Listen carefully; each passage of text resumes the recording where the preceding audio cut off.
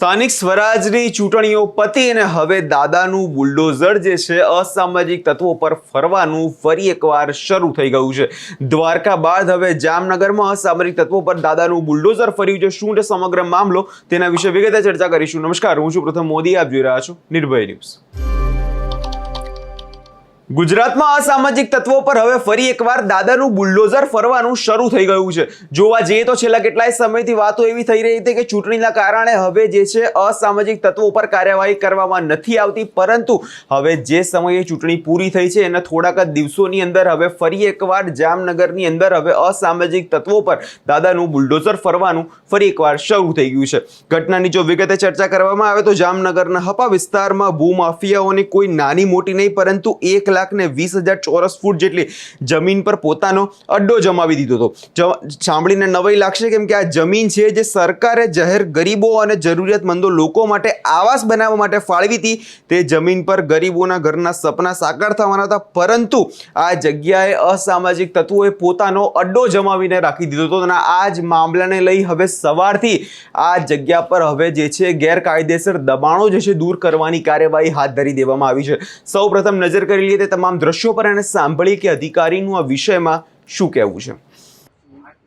जामनगर महानगर के अंदर हापा एरिया के अंदर इस्कॉन मंदिर के पास रेवेन्यू सर्वे नंबर 382, उसमें करीब 1,20,000 स्क्वायर फीट जगह है जो गरीब आवास के लिए कॉरपोरेशन को दी गई है। वहाँ पे करीब 16 आसामियों द्वारा एनक्रोचमेंट किया हुआ है। उस एनक्रोचमेंट को दूर करने की हाल सुबह से कार्यवाही चालू है। इसमें करीब 8 जेसीबी, 6 ट्रैक्टर्स, फायर, पीजीवीसीएल और कॉरपोरेशन के अलग अलग डिपार्टमेंट्स इसमें काम पे लगे हुए हैं। साथ में पुलिस बंदोबस्त भी है और सुबह 8 बजे से ये डिमोलिशन की कामगिरी हाल चालू है। कितनी जगह होगी और क्या अंदाजित कीमत क्या होगी? करीब 1,20,000 स्क्वायर फीट जगह होगी और मार्केट वैल्यू के हिसाब से अगर 3 से 4,000 गिना जाए तो 35 से 40 करोड़ रुपया इसकी कीमत होगी।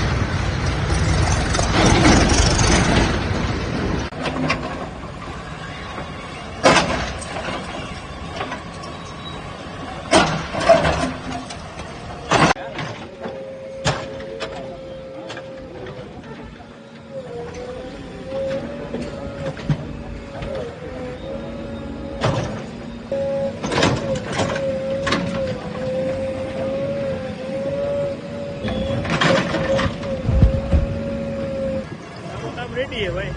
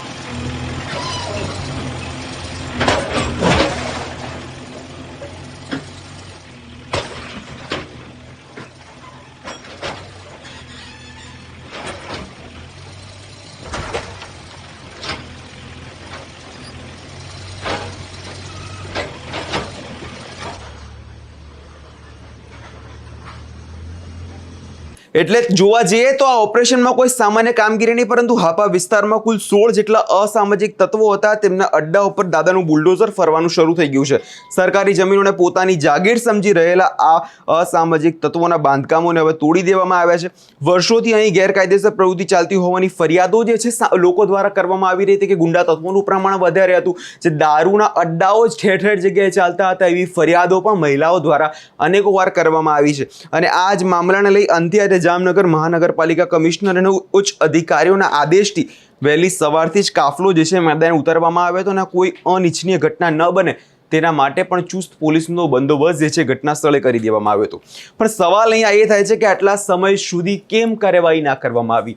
આ કોઈ અસામાજિક તત્વો તો કાલે નથી જન્મેલા, વર્ષોથી આ જ જગ્યાએ તેમનો દબદબો રહ્યો છે અને છેલ્લા કેટલાય સમયથી લોકોને હેરાન પરેશાન કરવામાં આવી રહ્યા છે. તો શા માટે હવે જ ચૂંટણી પછી જ કાર્યવાહી કરવામાં આવી? ઠેર પર હવે જે પ્રકારે હવે તંત્ર હવે મોડું જાગ્યું તો મોડું પણ કાર્યવાહી જે છે કરવામાં આવી છે, તેને કારણે હવે સ્થાનિકોને ભારે હાશકારો જે છે અનુભવાઈ રહ્યો છે. આ વિષયમાં તમારો શું અભિપ્રાય છે અમને કમેન્ટ કરી ચોક્કસથી જણાવજો અને અમારી ચેનલ નિર્ભય ન્યૂઝને લાઇક, શેર અને સબસ્ક્રાઇબ કરવાનું ભૂલશો નહીં.